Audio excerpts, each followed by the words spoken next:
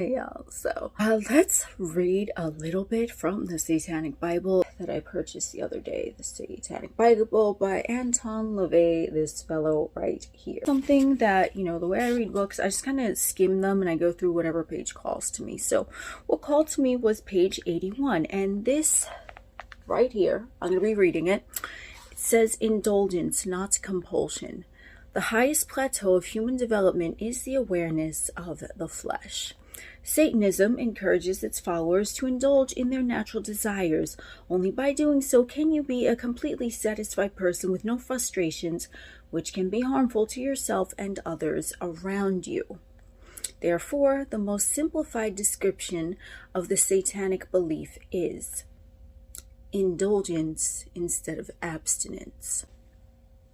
I'm not a Satanist. I just want to clarify, I don't affiliate with any type of religion or any type of thing like that, which is organized. I kind of just, I pick and choose what the fuck resonates with me, and this really fucking resonates with me, so I decided to make a video about indulgence instead of abstinence. Now, what this means basically, from what I'm seeing, and I'm not speaking for Anton LaVey, okay, this is just my interpretation, but what this is telling me is that one's dark side, one's shadow side, one's a taboo type of excursions and shit like that should not be stifled or ignored. Do you know why? Because if you try to stifle something that you have going on within you and you keep wondering about it, but you feel like it's taboo or no one else might agree with it, or you're the only one who sees things that way, what's going to happen? You're going to stifle it. You're going to stifle that part of yourself. And then, like in my other video that I just posted, it's going to come out like a fucking poltergeist buried underneath a fucking cemetery, which a house was built on and the headstones were removed, but the bodies were fucking left there. That's going to cause a lot of mayhem, okay? Because you're stifling a part of yourself that might be frowned upon by general society, but if you don't acknowledge it within you, if you don't indulge in it, and if you try to abstain from something that is naturally calling you there, and you're going to lead yourself into a greater detriment, and then it could potentially turn into something that can be addictive or consume you.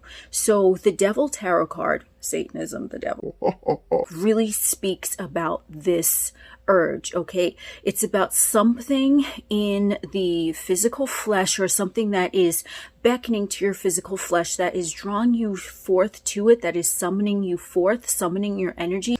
And you might be thinking that it is taboo. You might be thinking that it's larger than you, or that you should abstain from it because of societal standards or whatever the fuck, ABC, XYZ, pick a fucking reason. Now, if you do this, if you try to abstain from something that is naturally calling you, then it is going to turn into the devil. It's going to seem like it has a noose around your neck, like in the Devil Tarot card, and it is going to consume you. Now, I am not saying that you need to act on your desire, because I don't know what the fuck your desire is, so I ain't trying to say you need to act on your taboo impulses. I'm not saying that.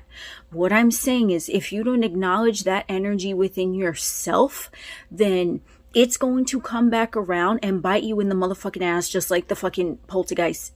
They're going to come out because you smooth things over on the surface. You built a nice fucking house, so you might have a nice pristine suit wearing 9-to-5 job, right? You might be Dr. So-and-so or a councilman so-and-so, right? Whoever the fuck you are, Judge so-and-so, right? But if you got these taboo urges going on, ain't no title in the world, ain't no operation in the world, ain't no societal job in the world gonna save you from that, homie. You have to look within yourself.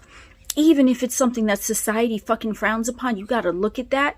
You gotta acknowledge it. You gotta indulge in it. So even if it's the simplest thing as indulging in a taboo fantasy, by all means, homie, you go ahead and you do that.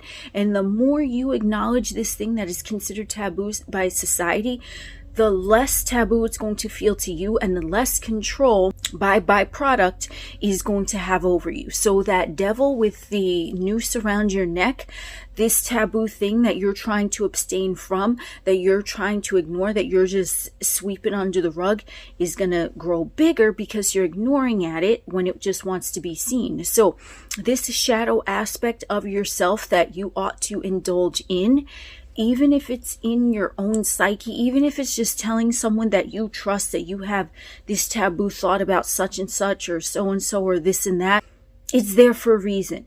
And if you get down to the reason why that thought, why that urge, why that emotion is there, you're going to find something in your shadow self. This is what I'm talking about, shadow self and the taboo urges that you ought to not abstain from. You're going to see something within your psyche that it wants to come up to be revealed to you, but you might have been in the past shoving that motherfucker in the fucking basement dungeon and you had no idea that you were even doing that, but now it's just making it stronger. And then what's going to happen with the taboo urge that's going stronger and stronger and stronger, but yet you refuse to accept it as a part of you because it's taboo and society would frown upon it. So you're like, oh, I have nothing to do with that, but you fucking do because you fucking thought it and you fucking felt it, so it has something to fucking do with you. You look at that, say, yeah, you know what, I did think that. I did feel that urge to do that. But you know what? I can look at it now, and now maybe I don't have that urge to do that because I simply looked at why that urge was even in my psyche to begin with, whatever the fuck it is. And ain't nobody here to judge, okay? If it's something that you feel might be judged by society and you just want to look into it yourself or with a trusted homie, by all means, you do that, okay? And I promise you, okay? I promise you. You look at your taboo urges, and the more you look at them and acknowledge them and accept the shadow aspect as a part of you, the less control they're going to have over you, and the less likely, oddly enough, you're going to want to act out on. So in order for you to express your taboo urges in a healthful way, you can't abstain from them. You have to look at them, but you have to look at them first from within yourself and see where they're coming from. Because odds are a lot of times when you look at yourself like, why do I feel like tying a motherfucker up and whipping them? That's what they call shadow work. It's going to come down to some shit and you're going to be like, oh, that's why I want to do that, because at a certain point in your, maybe a previous lifetime or maybe sometime in your childhood or early adulthood, you felt like you were powerless. So why you want to tie a motherfucker up and whip them so that you can regain some of that power, right? Do you see what I'm saying?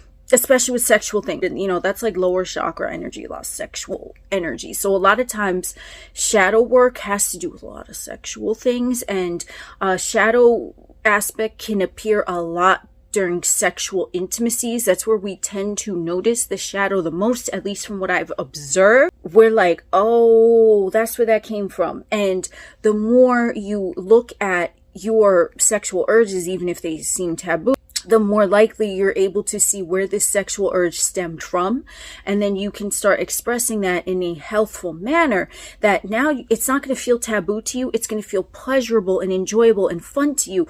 Perhaps maybe because you found a partner or partners, whatever you're looking for, that also share that same type of fetish as you do. But since all of you have evolved and looked at your own shadows and you know what your kinks and quirks are, now you can enjoy that without the fear of being judged, because you've manifested now someone else into your experience who has that same energy as you, along that same vein. But because you've looked at your own self as to why you felt it was taboo in the first place, it's going to come from a place where you felt like you had no power 9 times out of 10, or you felt like a victim, or there was something that traumatized you, and now you have all these crazy urges that you want to abstain from. And it doesn't even need to be a physical trauma. It could be like something you witnessed, or it's just something you heard, or something you saw in a movie, wherever the fuck that motherfucker came from. You're like, oh. And then now you keep looking at it within yourself, and you acknowledge that it's there. And that's the first step. And you say, listen, I got these urges in my fucking psyche and in my fucking drawers. And I don't know where they came from. But oh, wait, yes, I do. Because I did my shadow work.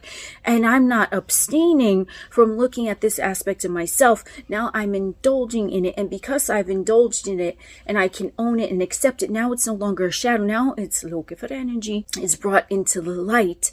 And now you can explore that in a healthful manner with, perhaps, if that's what you want, someone who shares the same fucking desires as you.